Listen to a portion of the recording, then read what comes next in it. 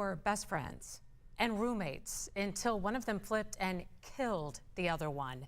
Now the Fulton County District Attorney's Office is taking us inside a bizarre murder conviction.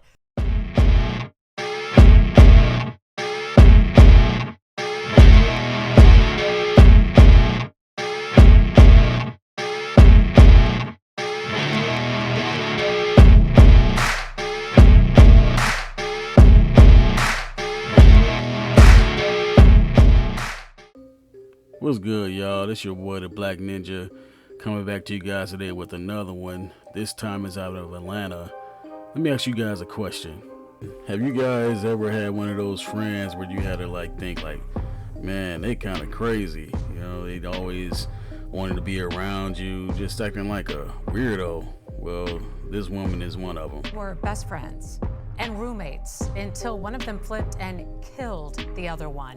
Now the Fulton County District Attorney's Office is taking us inside a bizarre murder conviction. Channel 2's investigative reporter Mark Winnie has the murder in a Midtown townhome where the killer beat and then strangled the victim. Mark, this was in 2022. Yeah, Fulton County's lead prosecutor on this case, Cassie Hall, says this case handled by the Fulton DA's major case unit involved two stunning women so tight they called each other sister, a relationship that ended in stunning fashion, in murder.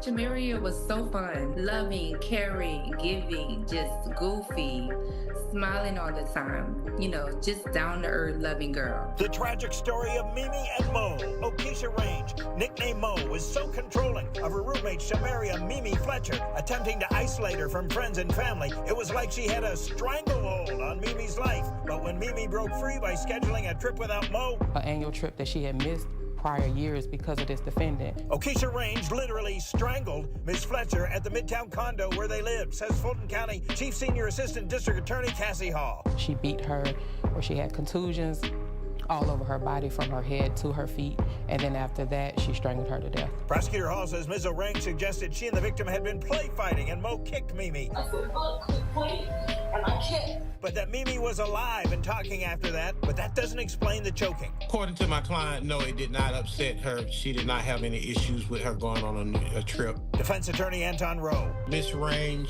does, in fact, continue to maintain her innocence of all charges and allegations. Oh my God, I'm leaving. Ms. Hall says Mo Range frequently feigned illness to manipulate Mimi Fletcher. And in 2 Atlanta police interviews, Mo acted as if she was having seizures. But the prosecution used that against her, playing excerpts at Keisha Range's recent trial, which culminated in a conviction for murder and a life without parole sentence. She still maintains that she's never faked any type of seizures. She did, in fact, have real illnesses. We roommate together. They seem to have a great relationship. Antoinette Degree told us she roomed with both women about 10 months and testified for the prosecution. I wanted justice for Mimi because during the time that I was in her space, I didn't feel like she was being treated fair in the friendship. Was it controlling? Very controlling. Ms. Hall says for years while Mo Range roomed with Mimi, Mo mooched off Mimi, whose personality sparkled so much she had been elected president of the Eta Mu chapter of Alpha Kappa Alpha sorority at Georgia State. Okesha Range didn't buy herself food. She didn't pay any rent. She didn't have a source of income.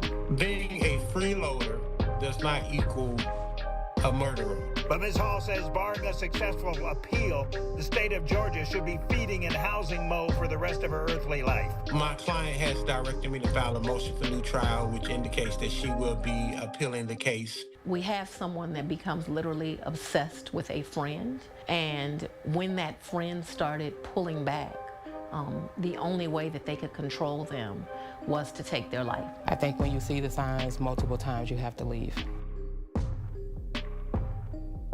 Now, defense attorney Rowe says he does not believe his client, Ms. Range, was controlling to the extent that Ms. Fletcher was isolated from family and friends. Ms. Degree says she witnessed Mo behave certain ways when Mimi's friends were around, and when it came to drawing attention to her illnesses, that led Ms. Degree to conclude Mo was indeed controlling. That was crazy, right? Old girl say, hey, if you ain't gonna be my best friend, you ain't nobody gonna be your best friend. What's even more crazier is when she was acting like she was having a seizure. Y'all remember that? Kind of remind me of that Legally Blind meme. Remember that girl act like she was blind? Saying I drove a getaway car, but I cannot see. I'm legally blind. But anyway, y'all, you know, I guess the moral of the story is just watch out for those signs. You know, some people are obsessive. They just want you to be only for them. It's important to recognize some of the signs like this lady has been displayed. So sometimes you just got to cut people off and get away from them.